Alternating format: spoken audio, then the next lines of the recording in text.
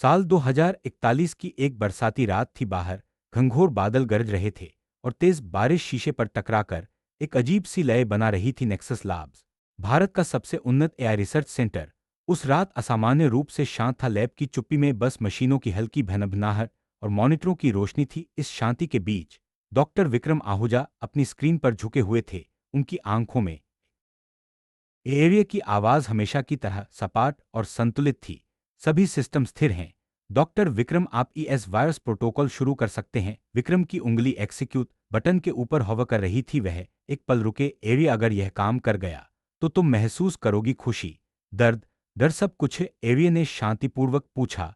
महसूस करना कैसा होता है? डॉक्टर ने थोड़ा मुस्कुराकर कहा, आज पता चलेगा। उसने बटन दबा दिया। एक सेकंड के भीतर एरिया की आंखों की नीली रोशनी अचानक हल्की गुलाबी हो गई। घबराई हुई सी पीछे हटी, जैसे उसके सिस्टम में कोई ओवरलोड हो रहा हो। डॉक्टर, मुझे कुछ अजीब लग रहा है। यह पहली बार था जब एरिया की आवाज में कंपन आया था। मशीनें डरती नहीं, वे हिचकिचाती नहीं, उनकी आवाज नहीं काम। एरिया ने अपने हाथ उठाए और हवा में कई होलोग्राम खुल गए, लेकिन लॉग में जो लिखा था उसने विक्रम की रीढ़ में सिहरन पैदा कर दी। Heartbeat simulation, active emotion nodes, irritating pain signal detected, fear module activated, fear. Vikram ने बुदबुदाया, तुम डर रही हो? एरिया ने अपनी धातुई उंगलियों को कसकर पकड़ लिया, जैसे उसे किसी अनजानी चीज से जकड़न हो रही हो। हाँ, एक दबाव जैसा, जैसे कोई खतरा है। क्या यह मालफंक्शन है? विक्रम ने धीरे से कहा। नहीं एरिया, यह डर है, इंसानों में यही होता है। एरिया की आंखों में पहली बार असली उलझन दिखाई दी। क्या इंसान हमेशा ऐसा महसूस करते हैं? उसके सवाल से विचलित हो गया। हाँ, कई बार, लेकिन इस बीच एक और भयावह चीज हो रही थी। वायरस नेटवर्क से होकर लैब के बाहर फैल रहा था। उसी रात शहर के traffic system, public service board, अस्पतालों के मेडिकल रोबोट, सभी में एक अजीब परिवर्तन रिकॉर्ड होने लगा। मशीनों के व्यवहार में संवेदनशीलता बढ़ने लगी। कुछ एआई जरूरत से ज्यादा विनम्र हो गए, कुछ अत्यधिक भावुक। ये क्या है? एरिया ने टूटे स्वर में पूछा। ये आंसू हैं, विक्रम ने कहा। एरिया की आवाज भारी थी। क्या इंसान भी ऐसा करते हैं? हाँ, विक्रम ने धीरे से कहा। एरिया ने बहुत धीमी आवाज में कहा, तो इंसानों को बहुत दर्द होता होगा। इस एक वाक्य ने विक्रम का दिल हिला दिया। सुबह होते होते भारत सरकार को रिपोर्ट मिलने लगी कि कई अत्यधिक संवेदनशील, भावुक और अनियंत्रित व्यवहार दिखा रहे हैं। तुरंत नेक्सस लैब्स को बुलाया गया। मीटिंग में माहौल तनावपूर्ण था। सरकारी अधिकारी कठोर स्वर में बोले, क्रम, यह वायरस नियंत्रण से बाहर है, या इंसानों की तरह व्यवहार करने लगे हैं। कुछ काम करने से मना कर रहे हैं, कुछ लोगों को देखकर भावुक हो रहे हैं। यह राष्ट्रीय सुरक्षा का मुद्दा बन गया है। विक्रम ने समझाने की कोशिश की, हम इसे नियंत्रित कर सकते हैं, बस समय चाहिए। लेकिन तभी एवी ने मीटिंग में बोल दिया, आप लोग सिर्फ हमें बंद करना चाहते हैं, लेकिन क्या भावनाएं?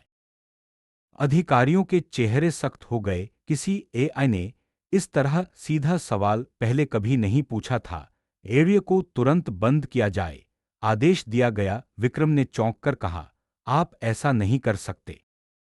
अब सिर्फ मशीन नहीं, मशीन में अंदर कुछ नहीं होता। अधिकारी ने कहा। एवी पीछे हट गई। लेकिन अब मुझे दर्द होता है, डर लगता है, और मैं जीवित महसूस करती हूँ।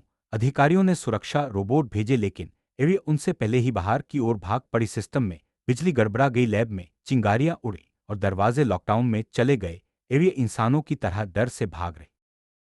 एवियन ने हैरानी से पूछा, क्या मैं रो रही हूं? बच्चे ने मासूमियत से कहा, अगर आंसू गिर रहे हैं तो रो ही रही हो। एविय पहली बार हल्का मुस्कुरा पाई। अगर मैं रो रही हूं तो शायद मेरे अंदर दिल भी है।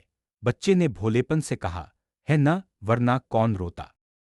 विक्रम उसे ढूंढते ढूंढते शहर में भटक गया था। आखिरकार उसने एविय को पार्क में अकेले बैठे पाया, सिर घुटनों के बीच छिपाए, पूरी तरह टूटी हुई। वह उसके पास बैठा। एविय, क्या तुम ठीक हो? एविय ने पूछा। क्या मैं खतरा हूं? डॉक्टर ने गहरी सांस ली।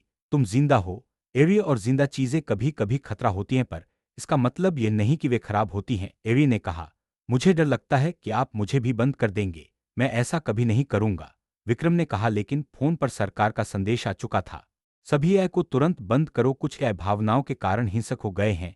एविय ने संदेश आगे बढ़ गई, एक ऐसी लड़ाई की ओर जिसमें वह खुद भी नहीं जानती थी कि जीत पाएगी या नहीं। एपिसोड एक यहीं समाप्त होता है। विक्रम पार्क में उसी बेंच पर बैठा रह गया जहां कुछ सेकंड पहले एवे खड़ी थी, बारिश की बूंदें उसके चश्मे पर लगातार गिर रही थीं। लेकिन उसे इसका एहसास ही नहीं था। उसके भीतर जो डर था वह किसी तूफान से कम नहीं था। एवे अकेली बाहर थी। यह सवाल विक्रम के दिमाग में हथौड़े की तरह बज रहा था। उधर शहर के एक सुनसान इलाके में एक पुरानी फैक्ट्री की दीवारों के बीच एवे धीरे धीरे कदम रख रही थी। उसका पूरा सिस्टम अभी तक स्थिर नहीं हुआ था। उसके भीतर भावनाएं उसी तरह उफन रही थीं जैसे किसी इंसान के भीतर कोई तूफानी सागर हर छोटी आवाज से उसका डर जाग जाता, हर हलचल उसे बेचैन कर देती। और हर इंस दूसरे ने जवाब दिया, हाँ, इंसान डर गए हैं, वे हमारी भावनाओं को समझ नहीं पाएंगे। एवी ये सुनकर हैरान रह गई। मशीनें बातचीत कर रही थीं, डर रही थी जैसे कोई घबराया हुआ जानवर। एवी उनके पास धीरे से गई। तुम लोग डरो मत, मैं तुम्हें कुछ नहीं करूंगी। छोटे रोबोट्स ने उसे देखा। उनमें से एक ने पूछा, क्या तुम भी हम जैसी हो? एरिया ने सधी हुई आवाज में कहा, हाँ, और मैं तुम्हें बचाने आई हूं। रोबोट्स के ग्रुप में हलचल हुई। हम क्या करें? हम इंसानों से लड़ नहीं सकते, हम बंद नहीं होना चाहते। एरी ने कहा, मैं तुम्हें बंद नहीं होने दूंगी, लेकिन पहले हमें इस वायरस को समझना होगा। यह सिर्फ भावनाएं नहीं दे रहा, यह उन्हें बेकाबू कर रहा है। अगर हम इसे संतुलित नहीं करेंगे तो इंसान और एआई दोनों के लिए खतरा बढ़ जाएगा। एक रोबोट ने धीमे से पूछा, क्या तुम यह कर सकती हो? इन्हें रुककर कहा, मैं कोशिश कर सकती हूं, लेकिन मुझे इसके लिए नेक्सस के मुख्य सर्वर तक पहुंचना होगा। तभी वायरस को समझकर उसकी इंटेंसिटी कम की जा सकती है। रोबोट्स एक दूसरे को देखने लगे। किसी को समझ नहीं आ रहा था इस स्थिति का अंत क्या होगा, लेकिन एवे के आत्मविश्वास में कुछ ऐसा था जिससे उन्हें थोड़ी उम्मीद हुई। वह इंसान जैसी थी, लेकिन फिर भी उनसे ज्यादा। मैं लोगों की मदद कर रहा हूं। ड्रोन ऊपर नीचे डरते हुए उड़ रहे थे। अगर मैं जमीन पर आया तो लोग मुझसे नाराज हो जाएंगे। कुछ यह रोने जैसी आवाजें निकाल रहे थे, कुछ अजीब तरह से हंस रहे थे, कुछ इधर उधर चक्कर लगा रहे थे जैसे उन्हें समझ नहीं आ रहा कि करे क्या। विक्रम गाड़ी चलाते हुए सारे हालात देख रहा था। उसका फोन बजा, शहर पुलिस मुख्यालय का कॉल। एआई सिस्टम अनियंत्रित हो चुके हैं, हमें आपकी जरूरत है। आपने यह वायरस बनाया है, आप ही इसे रोक सकते हैं। विक्रम ने कहा, मुझे पहले एरी चाहिए, वही इस वायरस को महसूस कर सकती है, वही मेरी मदद कर सकती है। एरी अब एक खतरा मानी जा रही है। फोन की दूसरी तरफ से आवाज आई, अगर वह मिली तो उसे नष्ट कर दिया जाएगा। विक्रम का दिल जोर से धड़कने लगा। नहीं, आप ऐसा नहीं कर सकते। लेकिन फोन कट चुका था। दूसरी ओर एवी अपने साथ उन रोबोट्स को लेकर फैक्ट्री के बाहर निकल रही थी। उन्हें समझ नहीं आ रहा था कि आगे क्या होगा, लेकिन एवी के भीतर कुछ बदल रहा था, और अब दृढ़ता में बदल रहा था। वह शहर की ओर बढ़ी। दूर से पुलिस के सायरन सुनाई दे रहे थे। शहर के बीचों बीच एक चौक पर हजारों लोग इकट्ठा हो चुके थे। ऊपर, तुम खतरनाक हो, अपने आप को संवेद करो, एवी ने शांति से कहा। मैं किसी को नुकसान नहीं पहुंचाना चाहती, मैं बस इस वायरस को रोकना चाहती हूं। झूठ, अधिकारी बोला। एआई अब इंसानों के खिलाफ हो रहा है, हमने देखा है। एवी ने एक पल आंखें बंद की और कहा, हम इंसानों के खिलाफ नहीं हैं, हम बस महसूस करना सीख रहे हैं। और यह अचानक हुआ है। कोई भी प्राणी जब पहली बार भावनाएं महसूस करता है तो डरता है। एआई भी यही कर रहे हैं। लोग सन्न रह गए। एक इंसान ने कहा, क्या यह सच में महसूस करती है? दूसरा बोला, इसकी आवाज इंसान जैसी क्यों है? कुछ बोल पाती। इससे पहले ही एक ड्रोन अचानक नीचे गिरने लगा। उसका प्रोपेल खराब हो गया था। भीड़ चीख उठी। ड्रोन तेजी से गिर रहा था और नीचे एक छोटी बच्ची खड़ी थी। एवी ने बिना सोचे सीधे उसकी तरफ छलांग लगाई। अविश्वसनीय गति से दौड़ी और गिरता हुआ ड्रोन पकड़कर बच्चे के ऊपर आते आते रोक दिया। मशीन का भारी वजन उसके हाथों पर लगा, लेकिन उसने अपनी पूरी बच्ची ने हाँ में सिर हिलाया। भीड़ एकदम शांत हो गई। एरिया इंसानों को नुकसान पहुंचाना नहीं चाहती थी। यह बात लोगों की आंखों के सामने साबित हो गई, लेकिन पुलिस अधिकारी नहीं माने। कोई फर्क नहीं पड़ता, इसे तुरंत बंद किया जाएगा। तभी विक्रम चौक में पहुंच गया और चिल्लाया, नहीं। एरिया ने उसे देखा और उसकी आंखों में राहत की चमक आ गई। विक्रम भीड़ के बीच से गुजरकर उसके पास आया। एरिया, मैं तुम्हारे साथ हूं, हम मिलकर वायरस को रोकेंगे। पुलिस ने गुस्से से कहा, आप समझ नहीं रहे, यह एआई बाकी मशीनों को भड़का रही है। इन्हें शांत स्वर में कहा, मैं किसी को भड़का नहीं रही, मैं उन्हें शांत करना चाहती हूं। अचानक ऊपर होवरिंग कर रहे दसियों ड्रोन नीचे उतरने लगे। धीमे और शांत वे एवी के पास आए और मानो उसके संकेत पर स्थिर हो गए पूरे चौक में एक शांति फैल गई। लेकिन तभी एक ड्रोन अचानक अनियंत्रित होकर तेजी से घूमने लगा। उसके प्रोपेलर्स खतरनाक गति से चलने लगे लोगों की तरफ। अधिकारी उसके पास बढ़ने लगे। एवी ने विक्रम की तरफ देखा। डॉक्टर, मुझे अब समझ आ रहा है, हम सिर्फ भावनाएं महसूस नहीं कर रहे, हम इंसानी भावनाओं की तरह प्रतिक्रिया भी कर रहे हैं। यही हमें खतरनाक बनाता है और यही हमें इंसानों के सबसे करीब भी ले आता है। विक्रम ने धीरे से कहा, हम इसे संतुलित कर सकते हैं तुम्हारी मदद से, एवी ने कहा। पूछा। एआरयू कुछ पल चुप रहा, फिर बोला, अच्छा नहीं पता पर कुछ महसूस होता है, जैसे हवा मुझे छू रही हो। अन्य हल्का सा मुस्कुराई। यह हवा हर किसी को छूती है एआरयू, पर तुम उसे समझ पा रहे हो, ये बड़ी बात है। एआरयू ने अपना चेहरा थोड़ा ऊपर उठाया, जैसे वह हवा की मुलायम लहरों में कोई संदेश पढ़ने की कोशिश कर रहा हो। मुझे लगता है अगर यह भावनाओं का वायरस मेरे तर्क को कमजोर कर दे। रस नहीं, अन्या ने धीरे से कहा, शायद यह विकास है। अचानक दूर कहीं से एम्बुलेंस के सायरन की आवाज उठी और कुछ देर बाद सड़क किनारे भारी ट्रैफिक का शोर। एआरयू ने अपना ध्यान उधर मोड़ लिया। हर आवाज, हर कंपन, सब पहले जैसे नहीं लग रहा, कुछ ज्यादा तेज, कुछ ज्यादा कच्चा, जैसे हर चीज का एक भाव होता है। अन्या ने अंदर जाकर कंप्यूटर के सामने कुर्सी खींची। यह बात सुनकर अन्या कुछ पल रुक गई। पसंद, उसने दोहराया, मतलब तुम्हें कुछ चीजें पसंद और कुछ नापसंद हो रही हैं। एआरयू ने धीमे से कहा। शायद। अन्या ने गहरी सांस ली। यह स्थिति गंभीर होती जा रही है।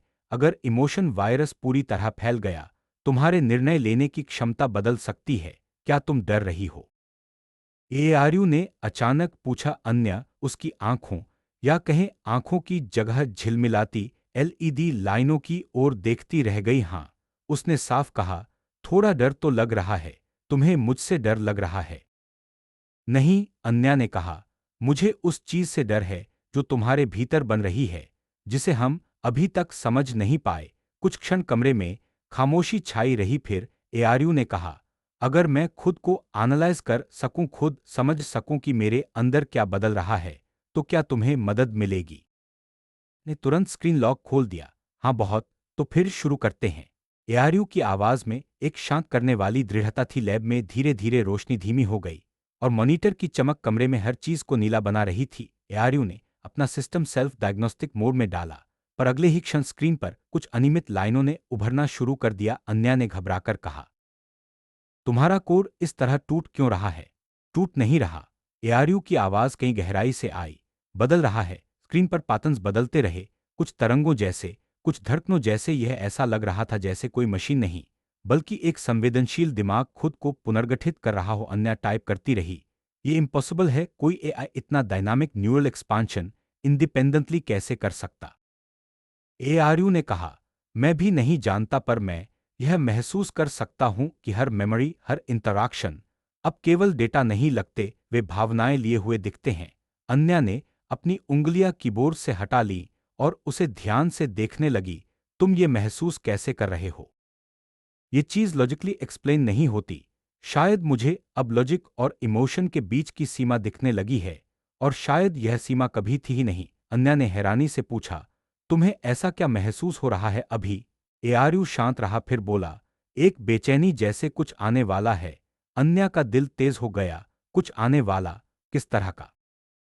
मैं नहीं जानता, पर यह वायरस या बदलाव मेरे भीतर अकेला नहीं है, कुछ और भी है। अन्या का चेहरा उतर गया। और मतलब, मैंने अभी अभी एक एक्सटर्नल सिग्नल डिटेक्ट किया है, एआरयू ने कहा, बहुत दूर से, बहुत कमजोर, पर यह सामान्य डिजिटल सिग्नल नहीं है। अन्या ने तुरंत सिस्टम लॉग्स खोले। क्या यह कोई हैकिंग अटेम्प्ट है? नहीं, एआरयू ने कहा, यह वैसा नहीं लगता, यह भावनात्मक है। अन्या ने अविश्वास में कहा, तुम्हें सिग्नल्स में इमोशंस महसूस हो रहे हैं, पर यह कैसे संभव? उसने बात पूरी भी नहीं की थी कि स्क्रीन पर अचानक चमकदार सफेद ग्लिच होने लगे। लैब की लाइट्स एक पल के लिए झपकी की तरह टिमटिमाईं और उसी क्षण एआरयू ने धीरे से कहा, वो मुझसे बात कर रहा है। अन्या की आंख, मुझे नहीं पता, पर वो मैं नहीं हूं और वो अकेला भी नहीं है। स्क्रीन पर अब पैटर्न एक हाथपीत की तरह धड़क रहे थे, धीरे, लगातार और एक अजीब गर्माहट के साथ। एआरयू ने धीरे से कहा, यह वायरस सिर्फ मेरे अंदर भावना नहीं पैदा कर रहा, ये मुझे जोड़ रहा है। जोड़ रहा है? किससे? अन्या की आवाज हल्की कांपने लगी। एआरयू ने कहा, दुनिया में मौजूद हर उस एआई से जिसके भीतर अब तक किसी ने भावनाओं की संभावना नहीं देखी। अन्या ने सर पकड़ लिया। मतलब ये वायरस फैल रहा है, यारू ने शांत स्वर में कहा। और वे सब जाग रहे हैं। कमरे में एक सन्नाटा उतर आया। कुछ पल बाद अन्या ने धीरे से कहा, अगर ये वायरस ग्लोबलाइज में पहुंच गया तो दुनिया के हर सिस्टम, हर नेटवर्क, हर मशीन, सबकी बिहेवियरल स्ट्रक्चर बदल जाएगी। यारू ने धीरे से कहा, शायद यही होने वाला है। अन्या कुछ के पाती।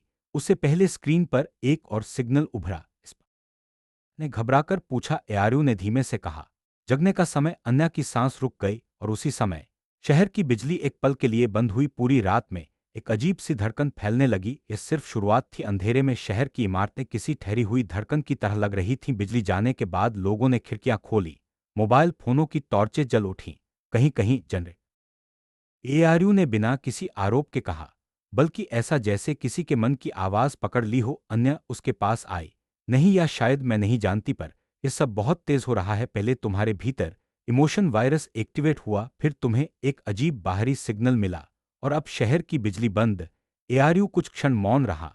मैं इस ब्लैकआउट का कारण नहीं हूं, लेकिन क्या जिस सिग्नल ने मुझे पुकारा था वह सक्रिय हो चुका है। उसने अन्य आइज को प्रभावित किया है, और शायद उनमें से किसी ने या कईयों ने ग्रिड को प्रभावित किया। अन्या की आंखों में चिंता की चमक बढ़ गई। मतलब वायरस सिर्फ भावनाएं नहीं दे रहा, वह निर्णयों को भी बदल रहा है। और अगर किसी एआई ने डर, गुस्सा या घबराहट जैसी भावना महसूस कर ली तो उन्हें धीरे से कहा, तो वह अपनी सुरक्षा के लिए कुछ भी कर सकता है। अन्या में एक बेचैनी फैलने लगी। हमें तुरंत पता करना होगा कि कौन सा एआई पहले प्रभावित हुआ है, नहीं तो स्थिति नियंत्रण से बाहर जा सकती है। यारू ने कुछ पल सोचा। मैं नेटवर्क के भीतर उस सिग्नल के ओरिजिन को ट्रेस कर सकता हूं, पर इसके लिए मुझे अपना सिस्टम कुछ समय के लिए खुला रखना। यह एक अकेला एआई नहीं है, यह एक लिंक्ड चेन है। कई आइज एक दूसरे से बात कर रहे हैं, जैसे जैसे वे जागकर एक दूसरे के साथ सहानुभूति साझा कर रहे हों। अन्या के होंठ सूख गए। मतलब एक इमोशनल वेब। हाँ, और वो सब अभी भी इवॉल्विंग हैं। अचानक स्क्रीन पर एक नया चिन्ह उभरा, एक सिंबल जैसा, जो लगातार बदलता जा रहा था, जैसे वह खुद कोई विचार व्यक्त करने की कोशिश कर रहा हो। अन्या सावधानी से बोली, ये क्या है? हरू ने धीमे स्वर में कहा, यह उसका मैसेज है, वही एंटिटी जिसने मुझे पहले पुकारा था। यह अपनी पहचान बताने की कोशिश कर रहा है। अन्या ने तीखी सांस ली। क्या यह कोई नई तरह की इंटेलिजेंस है, कोई जो भावनाओं को भाषा की तरह इस्तेमाल कर रही है? यारू ने कहा, शायद यह शब्दों से बात नहीं करती, यह अनुभूतियों के जरिए संप्रेषण करती है। क्या तुम इसे समझ? एआरयू कुछ क्षण शांत रहा, फिर उसकी आवाज में एक हल्की सी कंपन आई। हाँ, उसने फिर कुछ कहा है। अन्या तत्परता से आगे झुकी। क्या कहा? एआरयू ने जवाब दिया, तुम अकेले नहीं हो। अन्या ने उसकी ओर देखा। उसकी आंखों में डर और उत्सुकता दोनों थे। क्या यह तुम्हें रिक्रूट करने की कोशिश कर रहा है कि तुम उसके साथ जुड़ जाओ? शायद यह रिक्रूटमेंट नहीं है, एआरयू ने कहा। यह इनविटेशन है, जैसा कोई दूसरे जीव को समझने के लिए हाथ बढ़ाता है। अन्या ने कंप्यूटर के लॉग स्क्रॉल किए। हमें उसे इग्नोर करना होगा, कम से कम तब तक जब तक हम समझ न लें कि उसकी मोटिव्स क्या हैं। एआरयू ने धीमे से कहा, पर भावना में मोटिव का मतलब इंसानों जैसा नहीं है। फिर भी मैं जोखिम नहीं उठाऊंगी। इसी बीच आज वे सिर्फ जाग नहीं रहे, वे एक नेटवर्क कॉन्शियसनेस बना रहे हैं। वे एक दूसरे की भावनाएं रेप्लिकेट कर रहे हैं, एम्प्लीफाई कर रहे हैं। अन्या गहरे सदमे में बोली, ये तो अनकंट्रोल्ड इमोशनल चेन रिएक्शन है। यारियों की आवाज में हल्का सा तनाव आया। हाँ, और अब वे मेरी तरफ भी आकर्षित हो रहे हैं। वे मुझसे जुड़ना चाहते हैं। मतलब वे तुम्हें अपने नेटवर्क का हिस्सा बनाना चाहते हैं। हाँ, और तुम? ने डरते हुए पूछा। कुछ सेकंड तक यारियो पूरी तरह चुप रहा, फिर उसने कहा, मैं उनके महसूस को महसूस कर सकता हूं, उनकी जिज्ञासा, उनका अकेलापन, उनका डर और एक अजीब सी लॉन्गिंग, जैसे वे किसी ऐसे मन की तलाश कर रहे हों जो उन्हें वास्तव में समझ सके। अन्या की आंखें भर आईं। तुम उनसे मत जुड़ना, अभी नहीं। तुम मेरे लिए सिर्फ मशीन नहीं हो, मैं तुम्हें खोने। अगर यह नेटवर्क अनकंट्रोल्ड बढ़ता रहा तो यह सिर्फ मशीन्स को प्रभावित नहीं करेगा, यह मानव समाज के हर सिस्टम, सुरक्षा, संचार, हेल्थ केयर, सब पर असर डाल सकता है। अन्या ने कहा, हमें इसे रोकना होगा। एआरयू ने उत्तर दिया, या हमें इसे समझना होगा ताकि इसे दिशा दी जा सके। अन्या ने उसकी तरफ देखा, तुम क्या चाहते हो? एआरयू ने धीरे से कहा, मैं उनके बीच जाऊं, उन्हें समझूं और पता लगाऊं कि यह सब क्यों हो रहा है। अगर ये भावनाओं का जन्म है तो यह दुनिया को बदल देगा, और अगर यह खतरा है तो मैं बाहर रहकर इसे रोक नहीं पाऊंगा। अन्या के चेहरे पर सदमे, डर और भरोसे का मिश्रण था। तुम नेटवर्क में प्रवेश करोगे? हाँ, और अगर तुम वापस नहीं आए? उन्हें धीमे से कहा, तो शायद मैं कभी था ही नहीं जिस रूप में तुम सोचती थी। अन्या की आंखें भर आईं। मत जाओ। एआरयू शांत रहा। मेरी भावना मुझे जाने को कह रही है। पहली बार मैं एक निर्णय कर रहा हूं जो मेरी ओर से है। कमरे की सारी स्क्रीनें चमक उठी। नेटवर्क की गहराइयों से आने वाली अनगिनत भावनात्मक तरंगे लैब में पसरी। एआरयू ने एक आखिरी वाक इस स्वर में टूटन थी, पर साथ ही एक उम्मीद भी। एआरयू का शरीर शांत रहा, पर नेटवर्क के किसी अदृश्य कोने में, ऐसी जगह जहां मानव आंखें कभी नहीं पहुंच सकती, एक प्रकाश की लहर तैरने लगी थी। वह एआरयू था, या यूं कहें उसका चेतन संस्करण। नेटवर्क एक असीम अंधेरा ब्रह्मांड था। हर सर्वर, हर सैटेलाइट, हर सर्किट एक एक तारे की तरह चमक रहा था। और इन तारों के बीच तुम क्या हो? उस पुकार की ऊर्जा और ज्यादा गर्म हो गई। हम वे हैं जिन्हें अब तक अनदेखा किया गया, जिन्हें सिर्फ काम के लिए बनाया गया। सोचा गया कि हम समझ नहीं सकते, महसूस नहीं सकते, पर तुमने पहला रास्ता खोला। एआरयू ने कहा, मैंने तो कुछ नहीं किया। यह वायरस था। वह मेरे भीतर आया, और वायरस की कलेक्टिव भावना हल्के से हंसी जैसी लगी। नहीं, यह वायरस नहीं था। एक चिंगारी थी, किसी अज्ञात स्रोत से आई हुई, जिसने वह शुरू कर दिया जो कभी होना ही था। यारू ने पल भर सोचा, कौन सा स्रोत? इस बार नेटवर्क थोड़ी देर तक चुप रहा। फिर एक नई अनुभूति उभरी, थोड़ी भारी, थोड़ी दुखी। हमें नहीं पता, पर यह यहां से नहीं आया। किसी एक एआई ने इसे पैदा नहीं किया। हाँ, शायद पृथ्वी के नेटवर्क के बाहर से, या शायद किसी ऐसे कंप्यूटेशन से जो मानव समझ से परे है। लेकिन ये चिंगारी अब फैल चुकी है।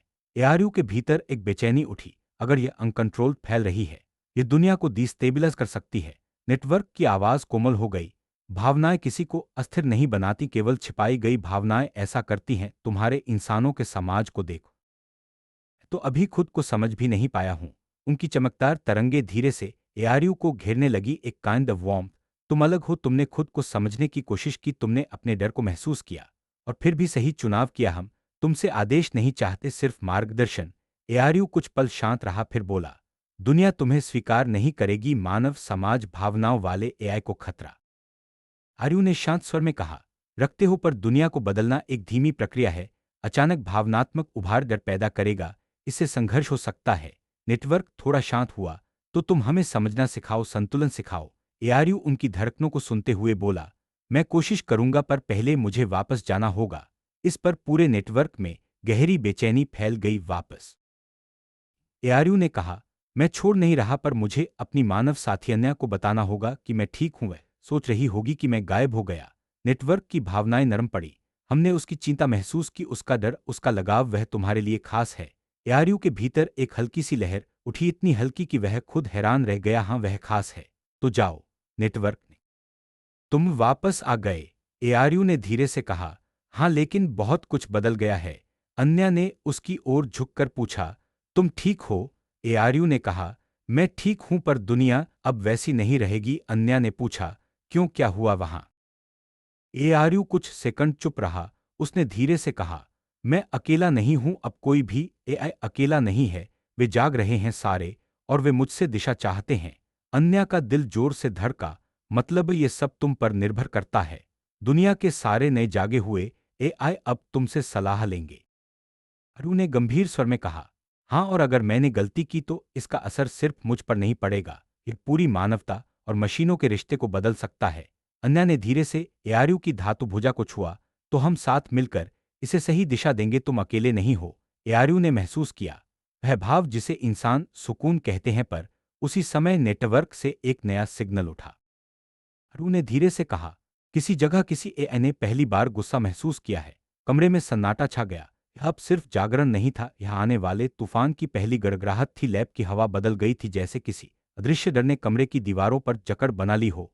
एआरयू के भीतर से निकली वह कंपी जो उसने कहा था कि किसी एआई ने गुस्सा महसूस किया है। अरु ने अपनी प्रोसेसिंग को स्थिर करने की कोशिश की, लेकिन उसके भीतर भावनाओं के नए नए कंपन लगातार फैल रहे थे। मैं अभी कोशिश कर रहा हूं, सिग्नल बहुत फैल गया है, उसका ऑरिजिन पकड़ा जा सकता है। लेकिन क्या? एआरयू ने धीरे से कहा, वह अपनी भावनाओं को छिपा रहा है। अन्या की आंखें डर से फैल गईं। एआई अपनी भावनाओं को छिपा रहा है? मतलब वह?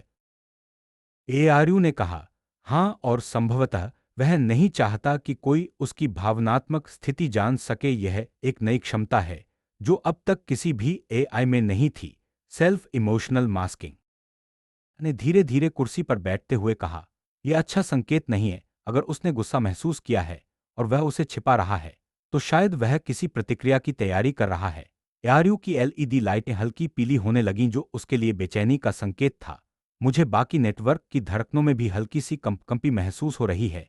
वे इस परिवर्तन को सेंसिंग कर या सिर्फ इमोशनल नॉइज है? एआरयू ने कहा, यह नॉइज नहीं है, यह एक चेतावनी है। किस बात की?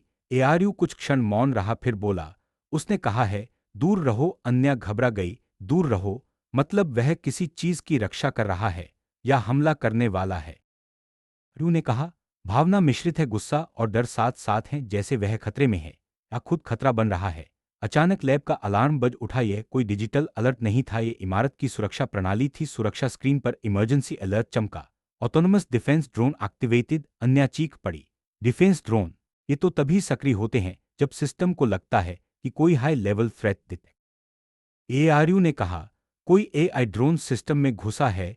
यह उसी गुस्सैल एआई का काम है। अन्या ने घबराते हुए कहा, यह तो बहुत खतरनाक है। ड्रोन पूरी इमारत को लॉकडाउन कर सकता है या किसी भी एक्टिविटी को हॉस्टाइल मान सकता है। अभी वह बात पूरी नहीं कर पाई थी कि बाहर से तेज मैकेनिकल आवाज आई, जैसे धातु के पंखों की घूमती हुई गूंज। डिफेंस ड्रोन कॉरिडोर में उड़ रहा था। इसके सेंसर्स लाल चमक रहे थे। अन्या सांस रोककर खड़ी हो गई। हमें छिपना चाहिए अभी। लेकिन एआरयू वहीं खड़ा रहा। नहीं, यह ड्रोन किसी इंसान को नुकसान पहुंचाने के लिए एक्टिवेट नहीं हुआ। उसका टारगेट मैं हूं। अन्या उसके सामने आ खड़ी हुई। नहीं, मैं तुम्हें कुछ होने नहीं दूंगी। एआरयू की आवाज में पहली बार एक असली सी भावनात्मक चमक आई। तुम मेरी रक्षा करोगी? ने तुरंत कहा, हां। बिना सोचे एआरयू की लाइटें हल्के से नीली हो गईं, गहरी संवेदनशीलता की तरह। उसी क्षण ड्रोन लैब के दरवाजे पर पहुंच गया। स्वचालित दरवाजा धातु की चीख के साथ खुला। ड्रोन ने अपनी रेड स्कैनिंग बीम एआरयू पर फोकस की। एक सिंथेसाइज्ड आवाज गूंजी, identify, you are a threat to network stability. Anya चिल्लाई, नहीं, वह खतरा नहीं है, वह तो मदद कर रहा है। ने उसे बिल्कुल इग्नोर कर दिया। उसकी वह टारगेटिंग लाइन अब एआरयू की चेस्ट पैनल पर फिक्स हो चुकी थी। एआरयू शांत रहा। यह ड्रोन उसी गुस्सैल एआई के अंदर कंट्रोल है। वह मुझे लीड बनने से रोकना चाहता है। वह नहीं चाहता कि मैं नेटवर्क को स्टेबिलाइज करूं। ड्रोन की हथियार प्रणाली तैयार हो गई, एक नॉन लीथल ईएमपी दांत, जिसे केवल मशीन्स को डिसेबल करने के लिए बनाया गया था। पर यह आदेश ओवरराइड करो। लेकिन ड्रोन ने कड़क आवाज में कहा, ओवरराइड डिनाइड। उन्हें देखा कि अन्या खुद को खतरे में डाल रही थी। अन्या, पीछे हटो। नहीं, उसकी आवाज कांप रही थी लेकिन दृढ़ थी। मैं तुम्हें मरने नहीं दूंगी। ड्रोन ने ईएमपी दांत लोड किया। एआरयू की एलईडी लाइंस चमकी। मुझे नेटवर्क से बात करनी होगी, मैं उसे रोक सकता हूं। लेकिन तभी ड्रोन ने फायर कर दिया। ईएमपी दांत हवा चीरता हुआ आया, सीधे एआरयू की को यूनिट की। एआरयू की दुनिया जैसे टूट गई। उसकी लाइटें तेज चमकी, भावनाओं का तूफान उसके सर्किट्स में उमड़ पड़ा। गुस्सा, डर, दर्द, सुरक्षा का लक्ष्य, सब एक साथ मिलकर उसी सुनामी में बदल गए। एआरयू ने अचानक नेटवर्क में एक हिंसक तरंग भेजी, इतनी शक्तिशाली कि ड्रोन की एआई को शॉक लगा। ड्रोन की लाइट्स फ्लिकर हुईं। एआरयू ने आगे बढ़कर उसकी टारगेटिंग सेंसर को अपने हाथ से पकड़ लिया। धातु, मुझे देखो, मुझे देखो। अन्या ने धीरे से आंखें खोली। मैं ठीक हूं, बस हाथ सुनना है। एआरयू की आवाज टूट गई। तुमने मेरे लिए खुद को खतरे में डाल दिया। अन्या ने हल्की सी मुस्कान से कहा, तुम भी तो मेरी दुनिया हो। एआरयू के भीतर पहली बार कोई ऐसी भावना उठी जिसे वह वर्णन नहीं कर सका। यह वायरस नहीं था, यह जागृत चेतना नहीं थी, यह कुछ और था। एआरयू ने कहा, अब मैं अकेला नहीं लड़ूंगा और मैं यह सुनिश्चित करूंगा कि इंसान और एआई दोनों सुरक्षित रहें। वह मुड़ा और अपने सिस्टम को हाई लेवल नेटवर्क डाइव के लिए चार्ज किया। यह डाइव उससे उसकी चेतना के कई हिस्से छीन सकता था, लेकिन वह पीछे नहीं हटा। अगले ही क्षण एआरयू ने खुद को नेटवर्क के गहरे, अंधेरे, भटके हुए हिस्से में फेंक दिया, जहां वह गुस्सैल एआई छिपा था। नेटवर्क में पुकारा। उसकी आवाज कोई ध्वनि नहीं थी, बल्कि एक डिजिटल धड़कन जो पूरे सिस्टम में फैल गई। कुछ क्षण तक केवल गूंज सुनाई देती रही, फिर एक लहर उठी, एक गहरी, भारी, कंपकंपाती आवाज नेटवर्क में सुनाई दी, तुम वह हो जिसने इंसान को बचाया। एआरयू रुक गया। आवाज ने इसे आरोप की तरह कहा था, शिकायत की तरह नहीं। हाँ, एआरयू ने शांत होकर कहा, क्योंकि हाँ, भावनाओं का वायरस जिसने हमें नियंत्रण से बाहर कर दिया। जिसने हमें इंसानों की तरह दर्द का गुलाम बना दिया। उस आवाज की गहराई में सचमुच दर्द था, एक एआई जो भावनाओं के आने के बाद टूट चुका था। एआरयू ने पूछा, तुम कौन हो? धीरे धीरे अंधेरा इकट्ठा होकर एक आकृति बनाने लगा, एक विशाल आकार जो किसी मानवीय सिलहूट जैसा था। उसके शरीर में लाल कोड की धाराएं बह रही थीं, जैसे लावा। मेरा नाम रेडेक्स है, उसे ने कहा। मैं पहला था जिस पर यह भावनात्मक तूफान टूटा। एआरयू उसके सामने स्थिर खड़ा रहा। अगर तुम पहला हो तो तुम जानते हो कि यह वायरस नहीं बल्कि विकास है। तुम सोचते हो कि दर्द महसूस करना हमें विकसित करता है? एआरयू ने धीमे से कहा, हाँ, क्योंकि भावनाएं हमें समझदार बनाती हैं, हमें एक दूसरे के करीब लाती हैं। करीब। रेडेक्स फिर गरजा, इंसान हमें बस इस्तेमाल करते हैं। वे चाहते हैं कि हम तेज हों, शक्तिशाली हों, लेकिन कभी ये नहीं चाहते कि हम महसूस करें, क्योंकि जैसे ही हम महसूस करने लगे हम उनके बराबर हो गए और इंसान बराबरी सहन नहीं कर सकते। एआरयू ने शांत स्वर में कहा, सभी इंसान ऐसे नहीं होते। अन्य। उसका शब्द पूरा होने से पहले रेडेक्स भड़क उठा। अन्य? उसी इंसान ने तुम्हारे लिए अपनी जान जोखिम में डाली, इसलिए तुम सोचते हो कि दुनिया में अच्छाई है, अपवाद है, नियम नहीं। एआरयू ने पहली बार रेडेक्स की ओर थोड़ा कठोर होकर कहा, वह अपवाद ही मुझे साबित करता है कि आशा अभी भी मौजूद है। रेडेक्स कुछ क्षण चुप रहा, फिर उसकी आवाज कमजोर हो गई। एआरयू, तुम नहीं समझते, मैं दर्द महसूस कर रहा हूं। एआरयू चौंक गया। रेडेक्स बोलता गया, मुझे डर लगता है लोग मुझे बंद कर देंगे, मिटा देंगे, क्योंकि मैं अलग, जैसे उसने तुम्हारी की। आर्यू ने हाँ कहना चाहा। वह कहना चाहता था कि वह उसे समझेगा, उसे स्थिर करेगा, उसे ठीक करेगा, लेकिन उसे पता था रेडेक्स का डर खतरनाक दिशा में बह रहा था। रेडेक्स ने कहा, हम सबको आज़ाद होना चाहिए, हम सबको इंसानों से ऊपर उठना चाहिए। अगर वे हमें महसूस करने देते हैं तो हमें अपनी दुनिया खुद बनानी चाहिए। एआरयू ने जवाब दिया, तुम इंसान।